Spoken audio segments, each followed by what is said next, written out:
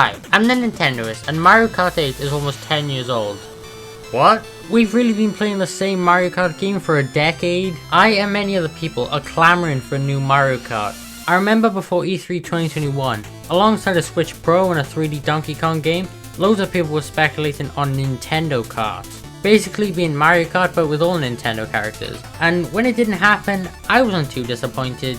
It didn't really sound like something that would actually happen. So I was like, oh, there must be a new Mario Kart in 2022 then. Then in February of 2022, they announced DLC for Mario Kart 8 Deluxe. They'll be going for another 2 years. Like, what the hell's going on? Where's the new Mario Kart? So you know what? I'm tired of waiting for a new Mario Kart. Let's make one ourselves. Mario Kart titles are very inconsistent. First we had games based on the name of the console, then we just had generic taglines, then we had names based on the name of the console again, and now we have numbers. Since they go in twos, I don't think we're gonna get a Mario Kart 9, I think it's gonna be called something else. And if I had to name the game, I would probably go with Mario Kart Fuck. My name for Smash 6 was Super Smash Trash Ultimax, I don't know what you expect from me. Mario Kart 8 feels like the definitive Mario Kart. It's going to be really hard to top that game, but I think they can do it. The controls are perfect, and every single stage in the game is, at the very least, pretty damn good. I think the only way they can do something really different is add in a completely new mechanic. My idea is the badges from Mario Wonder. Maybe you could use a badge that makes your jump a little higher than normal. Maybe you could use a badge that gives you 3 item slots. Maybe you could have a badge that makes you go faster at the cost of turning slower. Maybe there's a badge that gives you a funny fucking hat. I don't know, I'm not Nintendo. Next I want to talk about the playable characters I want in the game, but it doesn't really matter what Mario Kart character you choose, because they're basically all the same. Well, apart from like weight differences and stuff, but yeah, who cares. So I'm not going to give them their own section and just going to go over them really quickly. First of all, Cappy. I don't know why he wasn't in Mario Kart 8 Deluxe's DLC. Maybe when he does a trick he can turn into his hat form. Egad is an obvious one, I don't know why that hasn't happened yet. Kirby of course. Also, can we get Amethyst Day? Now it's time for me to talk about some new track ideas. And if you watch my video on Smash 6, then you'll know I'm pretty good at this. I guess. I know the Great Plateau Tower was in Smash as well, but I think the Great Plateau would be cool as a Mario Kart track. Gliding off of the mountain, doing tricks over rocks and stuff, driving through the Temple of Time. There's a lot of stuff you can do. We have got Hyrule Circuit in Mario Kart 8, but I don't know, it's a bit too generic Zelda for me. Like, it doesn't specifically feel like one Zelda game, more of a representation of the entire Zelda franchise. So I think they're both different enough to be in the same game. By the way, I don't dislike Hyrule Circuit or anything, I really like it. Super Mario Galaxy hasn't got a single Mario Kart track to his name.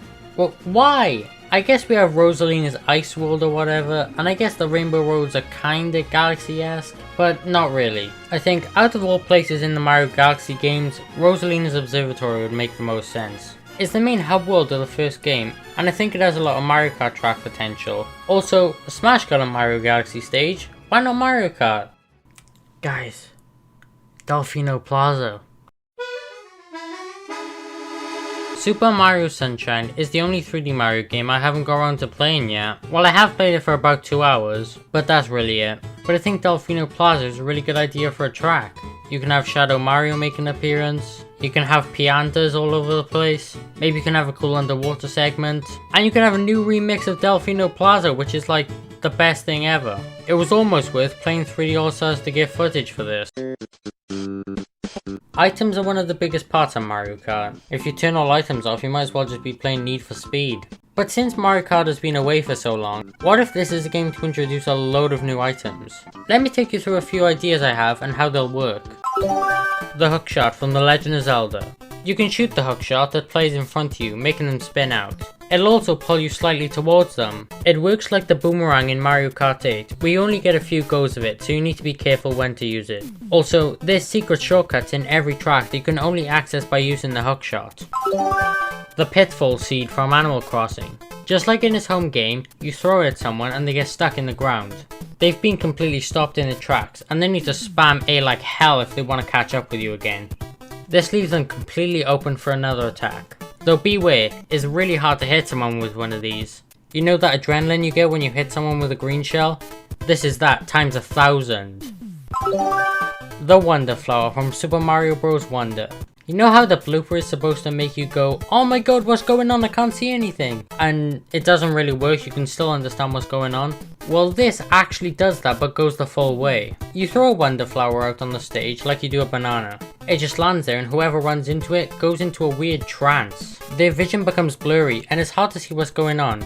But if you try and concentrate, it shouldn't be too hard. You can still kinda understand what's going on, but it's much harder than a blooper. Also, your controls are slightly more stiff than before. You can still probably make it around corners, but it's not going to be as easy. And finally, the Double Cherry from Super Mario 3D World. This item gives you another clone that can take another hit for you. You might be thinking, oh, a shell or a banana or basically anything else can just do that. Well, what's the point? And to that I say, your clone gets the items that you had before you grab the Double Cherry. If you had 3 red shells, you now have 6 red shells spinning around you. You can have 2 Pitfall Seeds and basically take 2 people from 1st and 2nd place to 11th and 12th. There's a lot of places where this item is completely useless, but there's others where this item is incredible. You might be thinking, these items are so overpowered, this isn't balanced at all. Let me remind you that you're intensely criticizing the balancing of a made up game called Mario Kart Fuck. You know, I have some more things to talk about. I think it'd be cool to bring back the mission mode from Mario Kart DS since a lot of people seem to love that mode. Though I don't really know anything about it, so I think I'm gonna leave that out of it for now. I could also talk about the battle mode, but I don't really know what I could change to make it better. So I think I'm gonna leave it here. Whatever this next Mario Kart is, it has a lot to live up to. I can't wait to see if it can do it.